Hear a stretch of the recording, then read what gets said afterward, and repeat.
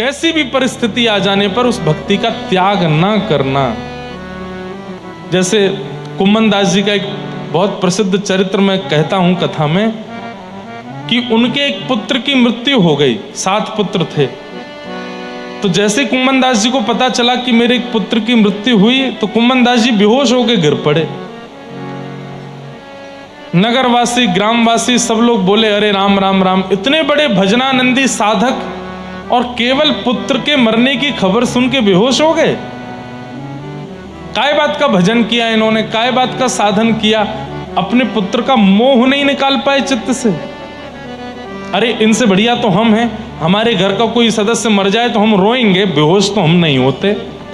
इतना बड़ा भजन साधक कुम्मन दास और पुत्र की मृत्यु की बात सुन के मूर्छित होकर गिर पड़ा।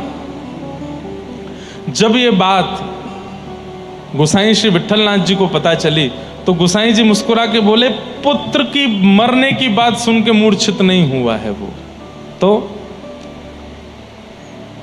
बोले वो इसलिए मूर्छित हुआ है कि पुत्र मर गया, अब 13 दिन तक सूतक लग गया, अब 13 दिन तक मैं मंदिर नहीं जा पाऊंगा, श्रीनाथ जी को नहीं देख पाऊंगा, इसलिए मूर्छित हुआ है वो। बोले अरे आप तो बात बना रहे हैं। बोले रुको दिखाता हूं। मूर्छित अवस्था में कुम्मन दास जी कोई पानी डाल रहा है, कोई कुछ कर रहा है, उस समय कान में जाकर के कहते हैं गोसाई जी तू चिंता मत कर, मंदिर की खिड़की खोल देंगे, भीतर भले ही मत आना, वहां से ठाकुर जी का दर्शन कर लेना। इतना सुनते ही उठ बैठे जग करके और बोले पुत्र की क्रियाएं करो, जो अंत्येष्टि होनी है वो सब क्रियाएं करो। समझ में आई बात?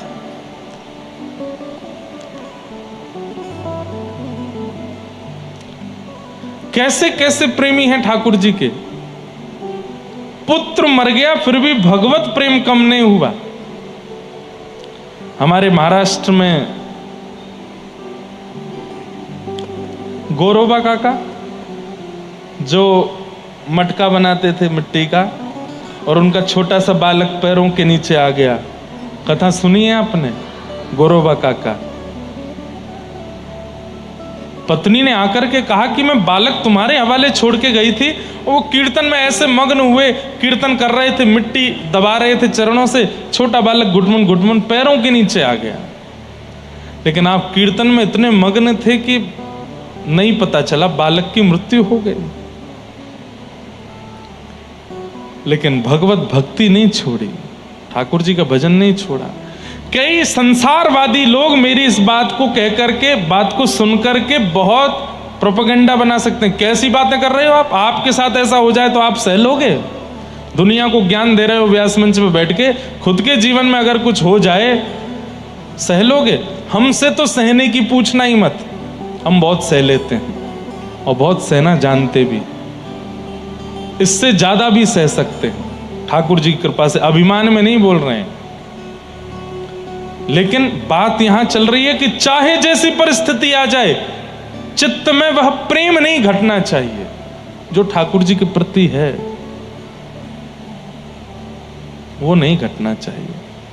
उसे अहेतुकी भक्ति कहते हैं। और ऐसा प्रेम ठाकुर जी से करने वाला, उसके लिए सूत जी कह रहे हैं वही व्यक्ति का परम धर्म है। यतो भक्तिर अदोक्षजे अहेतुक्य प्रतिहता ये आत्मा संप्रषेदति। अहेतुकी भक्ति करो, चाहे जैसी परिस्थिति आ जाए, ठाकुर जी का त्याग नहीं। सुदामा चरित्र क्यों सुनते हैं हम? भोजन के लाले पड़ गए, घर में रहने के लिए अच्छी व्यवस्था नहीं, बच्चों को खिलाने के लिए साधन नहीं, लेकिन अयम ही परमो लाभो, सुदामा जी कहते हैं, उत्तम श्लोक दर्शनम। उनके लिए वो कष्ट है ही नहीं। संपदो नैव संपदः विपदो नैव विपदः संपदो नैव संपदः विपद विस्मरणम विष्णु संपद नारायण स्मृति। वास्तव में विपत्ति कोई विपत्ति नहीं है।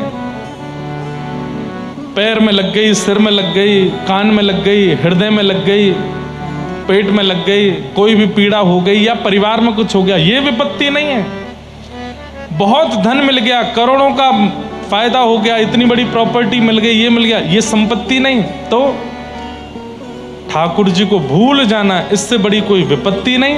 और ठाकुर जी की हमेशा याद बने रहना, इससे बड़ी कोई संपत्ति नहीं हो सकती। चाहे जैसी परिस्थिति आ जाए, ठाकुर जी को आप भूलते नहीं हो तो आप सबसे बड़े संपत्तिवान हो। आपसे बड़ा कोई संपत्तिवान नहीं है। ठाकुर जी को नहीं भूलते। धर्मस्वनिष्ठितः पुंसां विश्वक्सेन कथासु यः नोत्पादयेदधिरतिं श्रम एव हि केवलम्। बहुत अच्छी बात है। क्या? हमारे द्वारा एकादशी व्रत किया गया, हमारे द्वारा गिरिराज जी की परिक्रमाएं की गई, हमारे द्वारा वृंदावन के दर्शन किए गए, बद्रीनाथ, जगन्नाथ धाम, द्वारिका धाम, श्री पंढरपुर धाम, श्रीनाथ धाम, ये सब किए गए। खूब बड़े बड़े यज्ञ किए गए, अनुष्ठान किए गए, ब्राह्मणों के सत्कर्म किए गए। लेकिन इन सबको ठाकुर जी ने स्वीकार किया, इसका क्या प्रमाण है? आपके द्वारा किए गए सत्कर्म ठाकुर जी ने स्वीकार किए हैं और ठाकुर जी आपके सत्कर्मों से प्रसन्न हैं, इसका क्या प्रमाण है? तो यहां कहते हैं विश्वक्सेन कथासु यः, भगवान की कथा में रुचि होना, ठाकुर जी की कथा में मन लगना। ध्यान से सुनना, ठाकुर जी की कथा में मन लगना, ठाकुर जी की कथा में रुचि होना। जैसे व्यास जी कहें कि अब आज की कथा विश्राम, आगे कथा कल कहेंगे, तो मन में बड़ी घबराहट हो जाना। अब कैसे निकलेंगे 12 घंटे, 24 घंटे बाद कथा सुननी है, 24 घंटे कैसे निकलेंगे? इस प्रकार कथा के प्रति व्याकुलता चित्त में रहना, ये इस बात का प्रमाण है कि आपके द्वारा किए गए समस्त सत्कर्म, व्रत, अनुष्ठान सब ठाकुर जी स्वीकार करते हैं। समझ में आई बात?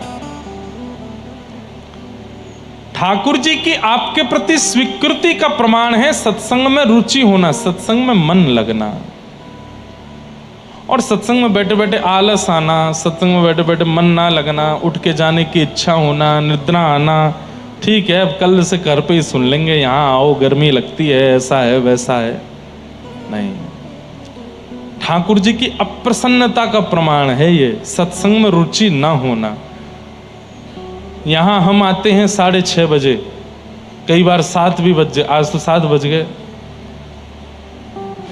पर सुनने वाले लोग 2 बजे से आ जाते हैं, 3 बजे से आ जाते हैं। जिनको सुननी है कथा वो 2 बजे 3 बजे से आ जाते हैं, इतनी जल्दी आकर के बैठ जाते हैं यहाँ पर। अभी दिसंबर में मुंबई में कथा थी, दादर में, कौन कौन आए थे उसमें? आप लोग आए थे भैया। बंबई वाले हमको वहां दादर के, और दादर के आगे कौन सी जगह पड़ती है, हाँ जो भी पढ़ते हैं, वहां के इतने सारे लोग, न्यूज वाले और सब आके बोले कथा होती है 4-5 बजे से और लाइन लगती थी सुबह 8 बजे से, हैं?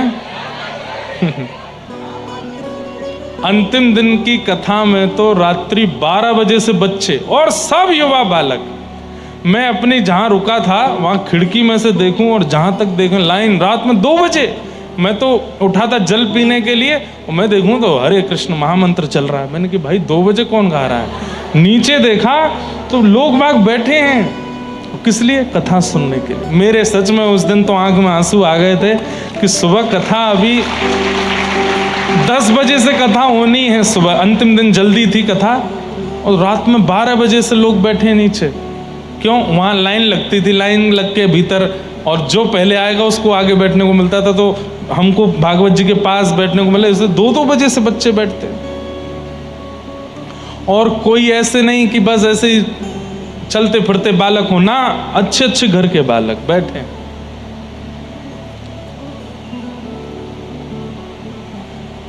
तब ये वाला श्लोक मेरे मन में आता था कि सूत जी महाराज कहते हैं कि ठाकुर जी आपसे प्रसन्न हैं, इस बात का प्रमाण कथा के प्रति आपकी रुचि ये बताती है। उत्सुकता, व्याकुलता, जैसे पता है कथा में जाना है, हम जाएंगे, कथा सुनेंगे, पूरी बैठ के सुनेंगे, जहां जगह मिल जाएगी बैठ के सुन लेंगे। ये रुचि, ये उत्सुकता, ये इस बात का प्रमाण है कि ठाकुर जी आपसे प्रसन्न हैं। इंद्रेश जी ये तो हर साल आते हैं उल्लासनगर, कौन सी बड़ी बात है। ऐसे मन में भाव आ रहे हैं तो हम अपनी नहीं कह रहे हैं, कथा के प्रति यदि ये भाव आ जाता है, आलस्य का भाव आ जाता है और कोई भाव आते हैं तो श्रम एव ही केवलम नोत्पादयेद अधिरतिम, श्रम एव ही केवलम। आप अगर इस प्रकार कथा के प्रति, सत्संग के प्रति भाव रखते हो तो कह रहे हैं कि आपके द्वारा की गई एकादशी केवल कोरी मेहनत है, ठाकुर जी उससे प्रसन्न नहीं होते। आपके द्वारा किया गया गोवर्धन वृंदावन की परिक्रमा, यमुना स्नान, गंगा स्नान, बद्रीनाथ, केदारनाथ, गंगोत्री, यमुनोत्री, जगन्नाथपुरी, द्वारिका आदि का भ्रमण, सब केवल और केवल एक श्रम है। कथा के प्रति रुचि, तो अब रुचि के बारे में बात करो कथा की, तो सबसे बड़े रुचिकर भागवत के हैं परीक्षित। कल चौथे दिन की कथा में ये प्रसंग आना चाहिए, लेकिन मैं अभी बता देता हूं ताकि आपको अनुभव हो कि कथा के प्रति उत्सुकता कैसी होनी चाहिए। 4 दिन हो गए कथा सुनते सुनते, दिन रात कथा चल रही है 24 घंटे, और एक आसन पर बैठे हैं परीक्षित। 7 दिन बाद मृत्यु हो जानी है तक्षक सर्प के डंसन से, और चौथे दिन की कथा जब आती है तो 2 श्लोकों में संपूर्ण कृष्ण कथा सुना करके विश्राम कर देते हैं। तब सामने बैठे परीक्षित कहते हैं, कथितो वंश विस्तारो भवता सोम सूर्ययो राज्ञां चो भयवंशाना चरितम परमाद्भुतम। मुझे भूख नहीं है, मुझे प्यास नहीं है, मुझे निद्रा नहीं है, केवल और केवल कृष्ण लीला सुनाई है, कृष्ण कथा सुनाई है। थोड़ी देर आराम कर लो परीक्षित, तुम 4 दिन से बैठे हो। तो परीक्षित कहते हैं, आप जब कथा सुनाते हैं और कथा सुनते सुनते जब मेरे नेत्र बंद हो जाते हैं भाव में, वहीं आराम हो जाता है। आप जब ठाकुर जी की मधुर लीला सुनाते हैं, उसी से मेरा पेट भर जाता है। आप जब रस भरे श्लोक बोलते हैं, उसी से मेरी प्यास बुझ जाती है। मुझे संसार की वस्तु की आवश्यकता नहीं, कृपा करके मुझे कथा सुनाओ। भक्तमालकार श्री नाभाजी तो कहते हैं कि 7 दिन बाद तक्षक सर्प के डंसन से परीक्षित की मृत्यु नहीं हुई, तो जैसे ही सुखदेव जी व्यास आसन पर खड़े हो गए और बोले अब कथा विश्राम होती है, तुम तो राजन मरिष्यति पशु बुद्धि में माम जही, तुम मरोगे ये पशु बुद्धि है। कथा विश्राम करके जैसे ही सुखदेव जी जाने लगे, परीक्षित जी के प्राण उस विरह में निकल गए कि अब कथा विश्राम हो गई, अब कैसे जीऊंगा मैं। तक्षक सर्प ने तो आकर के उनके मरे हुए शव का स्पर्श किया, ऐसा अनेक संत जन और नाभाजी भक्तमालकारों का कहना है। पर वास्तव में तो श्री परीक्षित जी के प्राण कथा के वियोग में चले गए। बंधु, ये कथा के प्रति रुचि किसकी नहीं है, हमें एक नाम बता दो। जितने भी भगवत प्राप्त हैं सब ठाकुर जी कथा के प्रति रुचि रखते हैं। सबसे पहला नाम जो सब जानते हैं, प्रभु चरित्र सुनवे को रसिया, राम लखन सीता मन बसिया। श्री हनुमान जी महाराज। पूरी हनुमान चालीसा में गोस्वामी जी ने ये नहीं कहा कि लड्डू का भोग लगाओ, ये नहीं कहा कौवा के पत्ते लगाओ, ये नहीं कहा सिंदूर लगाओ, लेकिन हनुमान जी की सबसे प्रिय वस्तु का उद्घाटन कर दिया। क्या? प्रभु चरित्र सुनवे को रसिया। और दुनिया के लोग सिंदूर चढ़ाते हैं, अकौवा के पत्ते पर राम नाम लग के चढ़ाते हैं, लड्डू का भोग लगाते हैं, पर कथा नहीं सुनाते हनुमान जी को, जो सबसे प्रिय है उनको। महादेव भोले बाबा निरंतर नेत्र बंद करके बैठे रहते हैं। पार्वती जी पूछती हैं आप क्या कर रहे हैं? तो महादेव के मुख से निकलता है, मुनिंद वृंद वंदिते त्रिलोक शोक हारिणी। ये राधा कृपा कटाक्ष कौन गा रहा है? वो देव आदिदेव महादेव गा रहे हैं, जो निरंतर प्रिया प्रियतम के चिंतन में ही लगे रहते हैं। उन्हें भी कथा प्रिय है, अमर कथा सुनाते रहते हैं पार्वती जी को। तीसरा, आपकी महाराष्ट्र भूमि से रुक्मणी जी भगवान को जब पत्र लिख करके भेजती हैं तो क्या कहती हैं? श्रुत्वा गुणान भुवन सुंदर शृण्वतां ते निर्विश्य कर्ण विवरई हर तुंगतापम। मैंने आपको देखा नहीं है, पर आपकी कथाएं बहुत सुनी हैं और आपकी कथा सुनने में मुझे बहुत सुख मिलता है। कई जगह तो कहते हैं कि ब्राह्मण देवता पत्र लेकर के भगवान के पास गए, भगवान ने पत्र खोल के पहला श्लोक की पहली पंक्ति पढ़ी और तुरंत पत्र बंद करके बोले अब तो ब्याह इन्हीं से करना है। क्यों? कथा के प्रति इतनी रुचि रखती हैं, ये हमारी अर्धांगिनी बनने लायक है। हनुमान जी, महादेव, रुक्मणी और अब आ जाओ व्रजमंडल। तब कथामृतम तप्त जीवनम कविभिरीडितम कल्मषापहम् श्रवणमंगलम् श्रीमदाततम् भुवि गृह्णन्ति ते भूरिदा जना। व्रज की गोपियां वो भी ठाकुर जी के विरह में यही कहती हैं कि आपकी कथा अमृत है। हे नाथ, तुम चले गए हमें छोड़ के, पर कृपा करके कथा को मत छोड़ के जाने देना, ये हमारे जीवन में सदा रहे। क्यों? कथा के प्रति रुचि इस बात का प्रमाण है कि ठाकुर जी आपसे प्रेम करते हैं। और या फिर ऐसा कहो, कथा के प्रति रुचि ही ठाकुर जी को आपके प्रति प्रेम कराएगी। आप बहुत सुंदर तिलक लगाते हो, एकादशी व्रत करते हो, कंठी माला पहनते हो, सुबह 4 बजे उठ के कीर्तन करते हो, बहुत सुंदर सेवा करते हो, नाम निष्ठ हो, भजन निष्ठ हो, प्रसाद निष्ठ हो, लेकिन कथा के प्रति रुचि नहीं, तो ठाकुर जी हैं ही नहीं आपके। मैं 1-2 लोगों से ऐसों से मिला हूं, उनके घर पर रुका, 4 बजे उठ के भजन करते हैं, खूब सुंदर तिलक लगाते हैं, इतनी बढ़िया सेवा करते हैं ठाकुर जी की, इतना बढ़िया सब भोग प्रसाद, पर कथा में जब वो आते थे मुझको लेके, उनके घर ही रुका था मैं, विदेश की बात है। मैं जैसे व्यास मंच में बैठा तो मैं नजर घुमा के देखी तो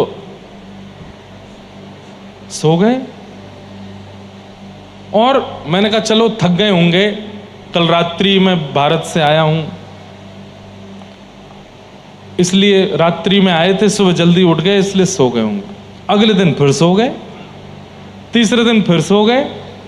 वो 7 दिन तक सोते ही रहे, कथा प्रारंभ होते और सो जाते। एक दिन मैं उनके साथ बैठा तो मैंने उनका अवगुण नहीं बताया, पर मैंने परखना चाहा कि कथा के प्रति रुचि नहीं है इनकी, सो जाते हैं, कुछ तो किसी रूप में तो बताएंगे, किसी रूप में तो पता चलेगा कि कथा का प्रभाव नहीं है। और उसका पता चल गया। क्या?